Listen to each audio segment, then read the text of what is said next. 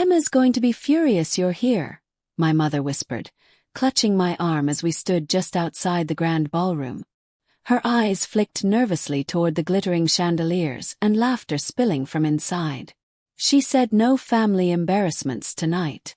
I smoothed the lapel of my designer suit, allowing the faintest smile to touch my lips. Relax, Mom.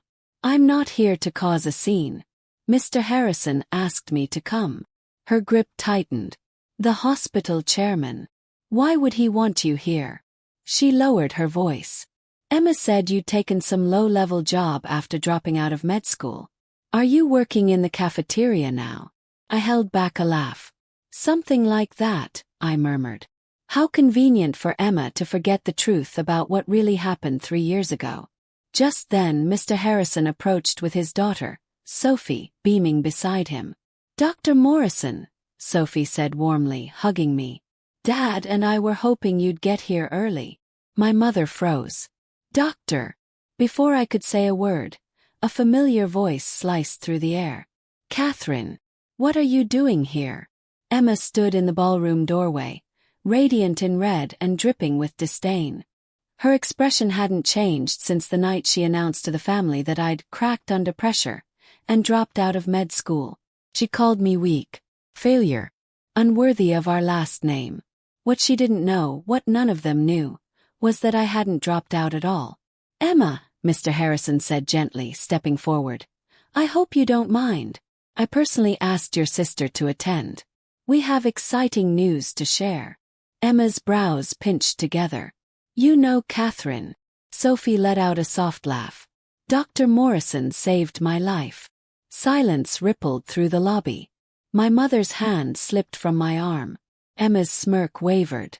There's been some mistake, Emma said quickly. She's not a doctor. She dropped out.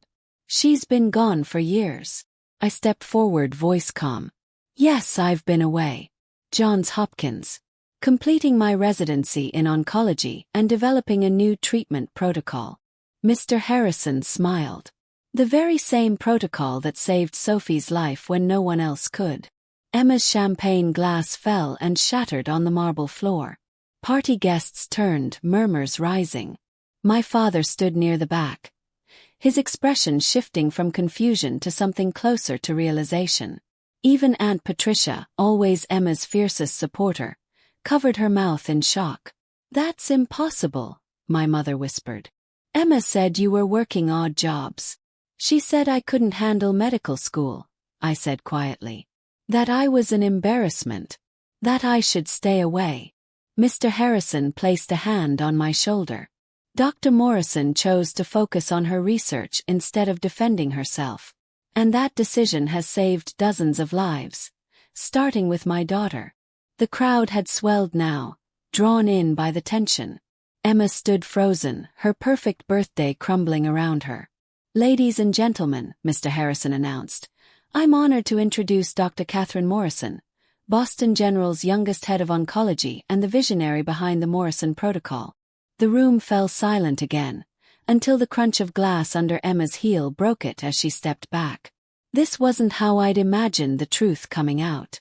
But watching her carefully curated narrative disintegrate, I realized something.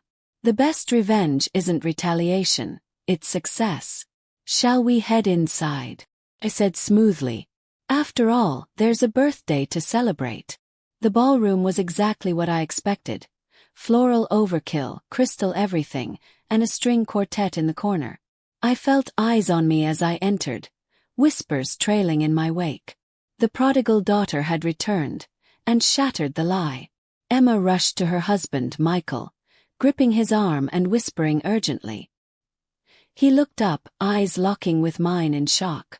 My father came up behind me. Catherine, why didn't you tell us? Turned slowly. Would you have believed me over Emma? His silence said everything. Sophie touched my arm gently. Would you like to see the presentation? Dad thought it'd be the perfect time to announce the new cancer center. My mother's voice wavered. New cancer center. Mr. Harrison beamed. Yes, Boston General is opening a specialized facility implementing Catherine's work. The Morrison Center for Advanced Cancer Treatment. The room buzzed. I heard fragments. Morrison Protocol. Youngest department head. Revolutionary. Then Emma snapped, voice shrill. This is my birthday party. You can't just walk in and take over with your stories. Sophie stepped forward, steel in her voice. They're not stories. Dr. Morrison treated me for 6 months when every other doctor had given up. And just like that, my sister's empire of lies collapsed, while mine finally stepped into the light. She worked through nights, Sophie said, her voice unwavering, refined her protocol and saved my life. That's not a story. That's a miracle. Around us, Emma's closest friends, people who had heard her version of me for years, began exchanging uncertain glances. The narrative was unraveling, and she could feel her grip on it slipping fast. But, you never came to family holidays, my mother whispered, still trying to piece it together. Christmas, Thanksgiving. You disappeared. I was working, I said simply. Someone's daughter was fighting for her life. Someone's sister needed the treatment only I could give. I chose to be there for them, since I clearly wasn't welcome here. Michael appeared, ever the cautious lawyer, probably sensing the need for damage control. Catherine, this is quite a surprise, he began, his smile thin. Emma was just saying. I'm sure she was, I interrupted smoothly. Just like she told everyone I was working at a diner in Chicago when I was actually presenting at medical conferences. Or when she said I skipped her wedding out of shame, when in truth I was in surgery saving a 12-year-old girl. The string quartet had stopped playing.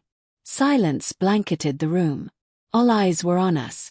Mr. Harrison cleared his throat. If I may, he said, stepping forward.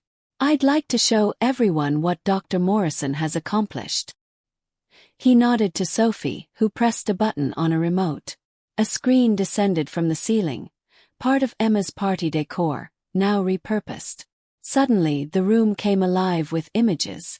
There I was, in scrubs mid-surgery. News headlines detailing the Morrison protocol's remarkable success rates. Before and after shots of patients, real people who'd been given a second chance. And then a photo of me. Polished, confident, my Boston General appointment announcement in bold beside it. The contrast between that headshot and Emma's party portraits couldn't have been starker. While some were spreading rumors, Sophie said clearly, Dr. Morrison was saving lives. I glanced over. My mother had tears in her eyes. My father was riveted to a video clip of me addressing a panel of international oncologists. Emma stood frozen, champagne glass trembling in her hand as the perfect birthday she'd crafted crumbled around her. Her long-guarded image as the successful sister, the one who'd made it while I'd failed, was falling apart before the people who once believed it. I stepped forward. I think, I began quietly, I owe everyone an explanation. The room went still. Yes, I left 3 years ago, I continued. Not because I failed, but because I needed space. Every time I came home, I was met with judgment. Rumors. I watched my own family believe the worst about me. So I made a choice. Fight the lies or focus on saving lives. Mr. Harrison placed a hand on my shoulder. And that choice, he said, has saved families like mine. And it will save thousands more with the Morrison Center. Emma's hand tightened around a fresh glass of champagne. She had lost control of the evening, and there was nothing she could do to reclaim it. Well, I said, letting a smile return to my face. This is a birthday party.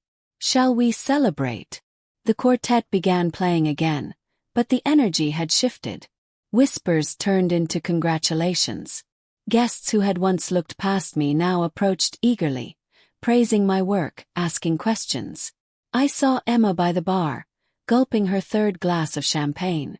Michael hovered near her, undoubtedly calculating the blow this night had dealt to their carefully crafted image. After years of being painted as the family failure, I was suddenly the one everyone wanted to talk to, the one with a treatment center named after her. Catherine. My father approached quietly. He looked older now, tired, regretful. Could we talk? Alone. I nodded and followed him to a quiet corner of the ballroom, away from the buzz. He fidgeted with his tie, searching for the right words. "I failed you," my father finally said, his voice low and breaking. "I should have asked you directly instead of believing. Instead of believing Emma, I finished for him like I'd done so many times in my childhood." He flinched at the truth. "We thought we were protecting you," he murmured. She said, "You were too proud to admit you couldn't handle med school. That you'd rather disappear than face failure. And it never occurred to you to check. To call the university." My voice wasn't angry anymore, just tired. He looked away ashamed. "I'm sorry," he whispered. "I'm so sorry." Before I could reply, my mother joined us, eyes red, cheeks wet. "All those holidays. We thought you were avoiding us because you were ashamed. But you were saving lives. I sent cards," I said quietly. "Every Christmas. Every birthday." "She told us she returned them," my mother whispered. "Said it was kinder. That you weren't ready to face us." I didn't respond. Her expression, shattered and stunned, was answer enough. Just then, Mr. Harrison's voice rang out over the soft hum of the ballroom. "Ladies and gentlemen, may I have your attention, please?" He stood at the front of the room, Sophie beside him. Emma watched from the bar, her expression a mask of restrained fury as her perfect evening slipped further from her control. "While tonight is indeed a celebration," Mr. Harrison said, "I hope our gracious host won't mind a small detour to make a very important announcement." Emma said nothing. Her silence was the only thing she still controlled. "The Morrison Center for Advanced Cancer Treatment will open its doors next month," he continued. "Thanks to a generous grant from the Harrison Foundation, but more importantly, thanks to the brilliant doctor who never gave up, who chose to save lives rather than waste her time defending herself against unfounded accusations." Sophie stepped forward, her voice steady. "Dr. Morrison didn't just save my life. She gave hope to families who'd lost theirs. While some people," she glanced at Emma, "were spreading stories about her disappearance, she was working 18-hour days to build something that would save others." Just then, a small hand slipped into mine. I looked down to find Lucy, Emma's daughter, at my side. "Aunt Catherine," she whispered wide-eyed. "Did you really save all those people?" I knelt beside her. "I did my best, sweetheart." Her voice was small but clear. "Mom said you were a failure, but you're actually a hero." Across the room, Emma made a move toward her daughter, but Michael gently stopped her. The damage was done.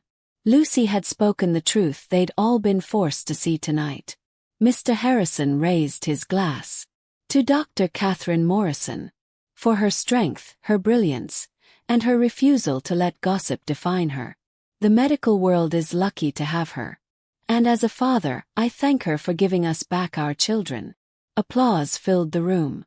I saw my father wiping tears from his eyes. My mother clutched her hands to her chest. Aunt Patricia, once Emma's biggest cheerleader, was openly crying. And Emma. She stood alone by the bar. Her perfect party turned into a tribute to everything she'd tried to erase. The story she'd crafted for years was now gone, replaced by something far more enduring, the truth. As the evening wound down, I stood by the door saying goodbye to guests who now shook my hand, asked about my research, and spoke of the center with awe. Emma finally approached. Her makeup was smeared, her poise cracked. "You could have told them," she whispered. "Any time in the past 3 years. You could have exposed everything." I looked at her, really looked at her. For the first time, not as the sister who tried to ruin me, but as the woman whose life revolved around keeping a lie alive. "I had more important things to focus on than your stories," I said gently. "Lives to save. Research to finish. And your lies. They always said more about you than they ever did about me." She flinched. Not because the words were cruel, but because they were true. "Happy birthday, Emma," I said softly. "I hope you got everything you deserved." As I turned to leave, I heard Mr. Harrison discussing the center's ribbon-cutting ceremony with my parents. My name spoken with pride. My work recognized. Emma's birthday party hadn't ended the way she planned. It had become something else entirely. A reminder that success isn't about revenge. It's about rising so high no lie can reach you.